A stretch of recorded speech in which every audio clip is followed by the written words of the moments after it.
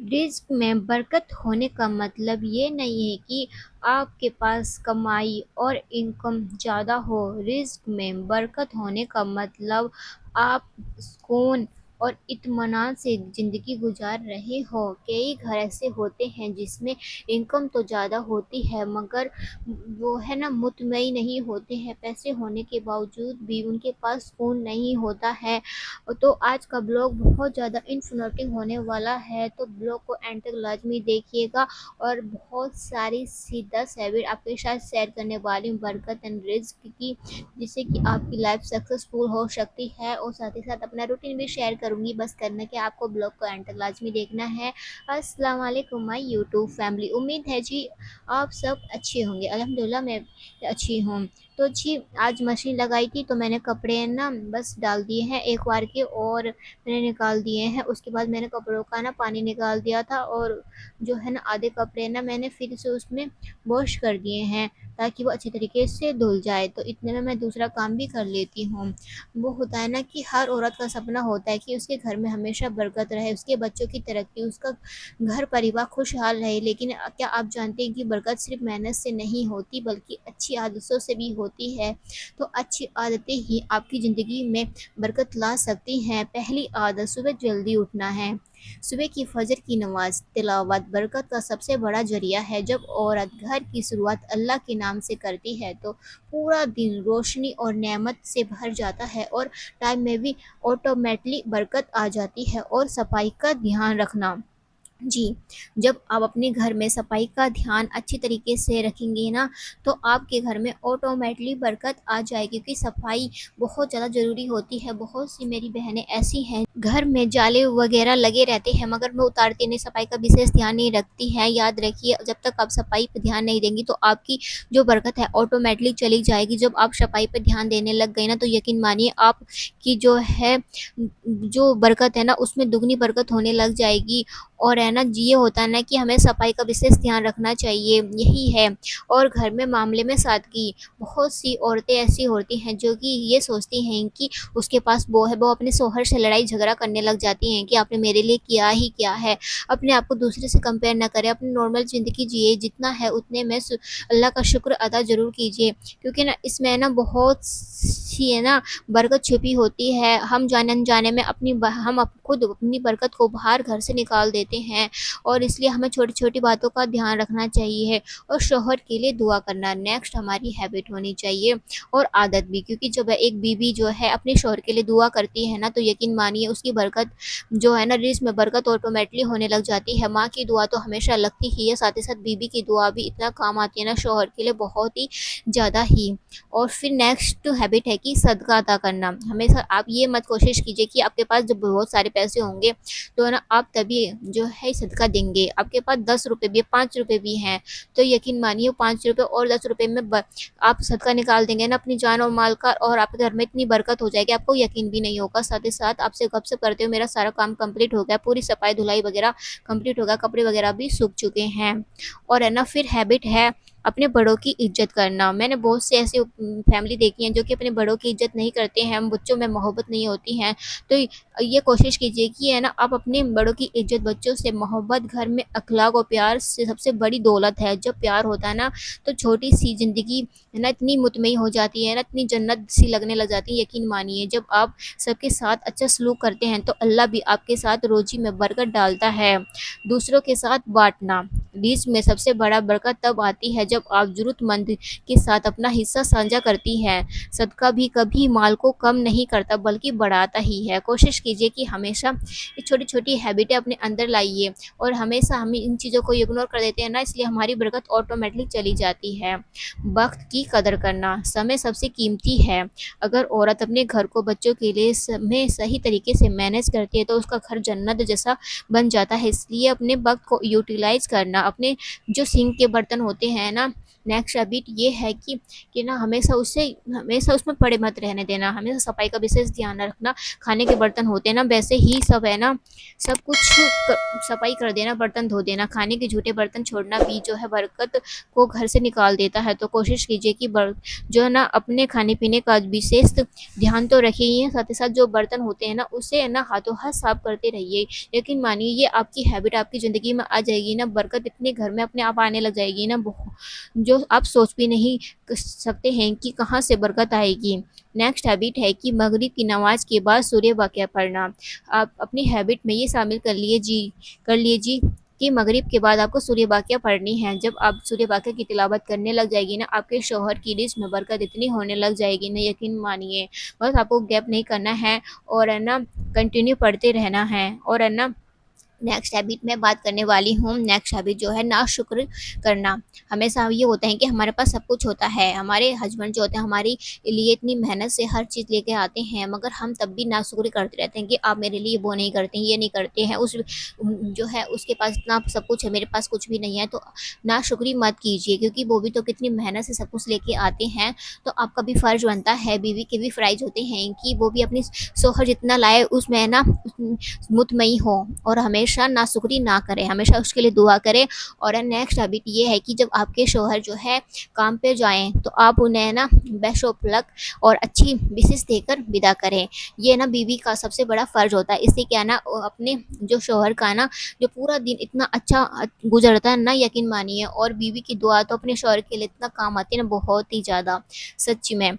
और है ना अपने आप को दूसरे से कंपेयर ना करना, नेक्स्ट हैबिट। क्योंकि जब हम दूसरों को कंपेयर करने लग जाते हैं ना, तो हमारे घर की बरकत ऑटोमेटिक चली जाती है। हम सोचते हैं कि हमारे पास कुछ भी नहीं है, सब कुछ होने के बाद भी हम है ना उसमें मुतमईन नहीं होते हैं। तो हम अपने आप को दूसरे से कंपेयर बिल्कुल भी ना करें, क्योंकि है ना ये चीज़ें है ना हमें बहुत ज़्यादा ही बेफजूल की हर चीज़ में मुतमई करती हैं।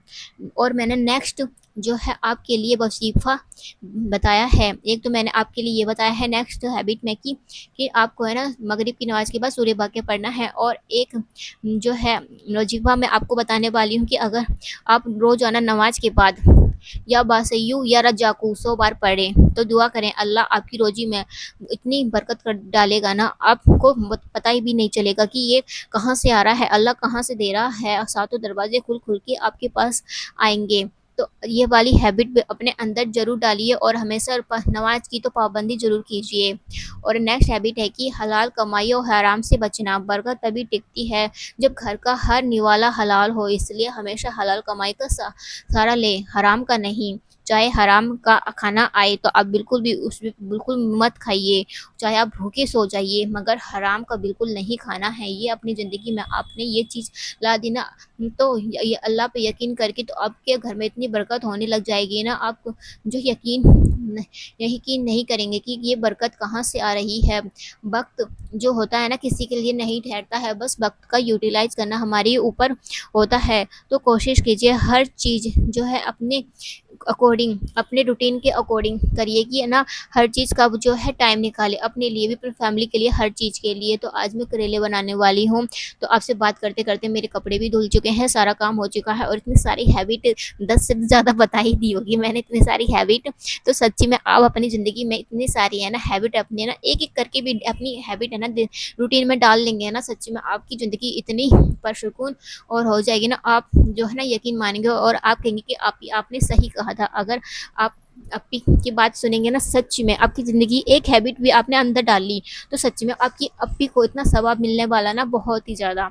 तो जी है ना करेले मैं ना ऐसे बनाती हूँ कि इससे पहले कट कर लेती हूँ, फिर उसमें नमक डाल के थोड़ी देर 5-10 मिनट के लिए रखती हूँ, फिर उसे वॉश कर लेती हूँ अच्छी तरीके से। फिर है ना गर्म पानी में जो होता है ना 1-2-3 मिनट तक उसे अच्छी तरीके से पकाती हूँ। उससे होता है ना करेले बिल्कुल भी कड़वे नहीं बनते। अगर आपके करेले भी कड़वे बनते हैं ना, तो यकीन मानिए आप इस रेसिपी को अपनाएंगे ना, तो आपके करेले जो है ना कभी भी कड़वे नहीं बनेंगे। बस आपको क्या करना है, पहले नमक से धो लेना है अच्छी तरीके से, फिर उसे पानी के में उबालना है। इतना नहीं उबालना कि वो पकी जाए, बिल्कुल वो हो जाए। हम उसे फिर धोएं, पानी में वॉश करें, निचोड़ें, तो ना उसका जो टूटने लग जाए, इतने नहीं। और सारे पानी से मैंने निचोड़ लिए हैं और अच्छे पानी से धो भी लिए हैं और मैंने फिर रख दिए हैं। उसके बाद फिर मैं सब्ज़ी बनाऊँगी। फिर मैंने कढ़ाई में ऑयल वगैरह डाल दिया है तो इतने में मसाला वगैरह पीस लेते हैं। मसाला में मैं पीसती हूँ अदरक लहसुन का पेस्ट पीसती हूँ, उसके साथ सौंफ होती है ना, उससे ना काफ़ी अच्छा फ्लेवर निकल के आता है। तो लाजमी आप इसमें ना सौंफ ज़रूर ऐड कीजिए, इससे ना कि इतना अच्छा टेस्ट बनता है ना, बहुत ही ज़्यादा। तो बस है ना मिक्सर ग्राइंड का मैंने यूज़ किया है, तो मसाला भी हमारा बन के तैयार हो चुका है। थोड़ा सौंफ डाला है ना, तो इसलिए ऐसा मसाला दिखाई दे रहा है। तो बस कढ़ाई में गरम तेल हो जाता है, तो उसमें है ना बस हमें ना अपने जो बारीक कट करके प्याज डाली है ना, आप कोशिश करें कि है ना आपने जो भी सामान बनाते हो ना, तो उसके सारे इंग्रेडिएंट्स वगैरह अपने पास रखें। उससे क्या होता है ना, आपका टाइम भी बचता है और है ना आपको ना इतनी मेहनत भी नहीं करनी पड़ती है, सब कुछ फटाफट बहुत जल्दी मैनेज हो जाता है। तो सारा सामान मेरे पास ही रखा हुआ है। तो करेले को फ्राई करना है अच्छे डीप वाले में इसमें, और अच्छे तरीके से पका लेना है, मगर इतना भी नहीं, मत जलाले नहीं है, मगर इतना कि वो अच्छे तरीके से ना ब्राउन से हो जाए और थोड़े ना वो होते हैं ना कड़क कड़क सी, वैसे बन जाए बस। मैंने अच्छी तरीके से पका ली है। जो मसाला है ना उसका, जो मैंने बारीक बारीक करके उसे जो है ना छिलके से जो थे उसे निकाला था, वो भी उसमें अच्छी तरीके से फ्राई कर लूँगी, ब्राउन होने तक उसे निकाल लेंगे। बस फिर कढ़ाई में तेल डालेंगे। तो है ना आप है ना सच्ची में बस यही बात कहूँगी कि ना अपने शोहर आपके लिए इतना सब कुछ करते हैं, तो है ना सच्ची में आपका भी फ़र्ज़ बनता है अपने शोहर के दिए हुई कमाई में उतने में ही मुतमई होना, उतने में अपने घर का बजट सँभालना, अपने आप को भी सुकून में रखना। तो अल्लाह इस बात से इतना खुश होता है ना, बहुत ही ज़्यादा। जो बीवी दुआ करते हैं तो अल्लाह बहुत ही ज़्यादा ही खुश होते हैं। और मियाँ बीवी का रिश्ता तो बहुत ही ज़्यादा अजीज़ है, इस दुनिया से लेकर जन्नत तक। और है ना जब है ना बीवी अपने शौहर के लिए दुआ करती है ना, सच में उसके हक़ में, तो शौहर की के लिए जो है ना बीवी की दुआ बहुत जल्दी लगती है। तो लाज़मी जो हर बीवियाँ अपने शौहर के लिए जो है दुआ ज़रूर कीजिए। तो मसाला वग़ैरह मैंने भून दिया है, और इतने में मेरा मसाला भून रहा था, तो मैंने अपना नेक्स्ट काम भी कर लिया। तो कोशिश ऐसा कीजिए कि मतलब एक काम तो हो ही रहा है हमारा, तो दूसरा काम भी कर लेते हैं। बस उसमें जो मसाला वग़ैरह था वो मैंने उसमें डाल दिया है, और जो छिलके थे ना उसके करेले के वो भी ऐड कर दिए हैं। बस अब उसमें भरने का टाइम आ चुका है, क्योंकि भरे हुए करेले की रेसिपी मैं आपके साथ शेयर कर रही हूँ, मज़ेदार और बिना कड़वे वाले। अगर आप है ना इस तरीके से करेले की सब्ज़ी बनाएँगे ना, कसम से आपके ना आप ही के कहने पर ज़रूर ट्राई कीजिएगा, बिल्कुल भी कड़वे नहीं बनेंगे। बस मैंने कुछ में इसमें कुछ ऐड नहीं किया है, बस अदरक, लहसुन, प्याज़ और सौंफ का पेस्ट बनाया है। पहले प्याज़ को ब्राउन किया, फिर उसके बाद में जो पेस्ट था ना वो ऐड कर दिया। उसमें बेसिक मसाले, लाल मिर्च, हल्दी पाउडर, धनिया पाउडर ऐड किया, उसे पकाया और अच्छे तरीके से भून कर फिर इसमें भर दिया है। बस मसाले अच्छे तरीके से पक जाने चाहिए, कोशिश बस यही कीजिए। बस सारे एक-एक करके मैं उसे अच्छे तरीके से पका लूँगी, और बहुत टेस्टी बन के तैयार होते हैं। आप किसी के साथ भी खा सकते हैं। अगर आपको ऐसे ट्रैवल करना हो, कहीं जाना हो, तो आपको सूखी सब्ज़ी चाहिए ना, तो इस तरीके से अरबी की सब्ज़ी हुई, करेले की सब्ज़ी हुई, भिंडी की सब्ज़ी हुई, तो ज़रूर बना के ले जाइए, जिससे कि ना काफ़ी टेस्ट भी आता है और अच्छा भी लगता है। घर की असली मलिका वही है जो अपने अच्छे अखलाक, मेहनत और इबादत से पूरे घर को जन्नत बना दे। एक नेक औरत की दुआ, मेहनत से घर में बेशुमार बरकत आती है। तो बहनों, आज से इन आयतों को अपनी ज़िंदगी में शामिल ज़रूर कीजिए, तो देखें कि कैसे आपकी रोज़ी में, आपके घर में और आपकी ज़िंदगी में इतनी बरकतें उतर आएँगी ना, आपको यकीन भी नहीं होगा। बस आप इन छोटी-छोटी हैबिटों को अपने अंदर डालने की कोशिश कीजिए, तो आपकी ज़िंदगी इतनी अच्छी हो जाएगी ना, पुरसुकून और बहुत ही ज़्यादा।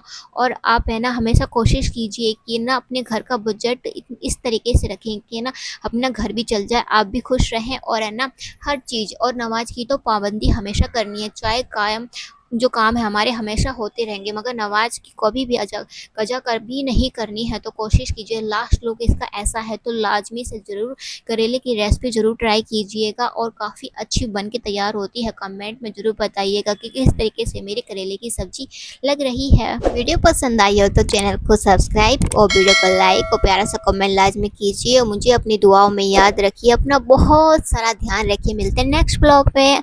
अल्लाह हाफिज़।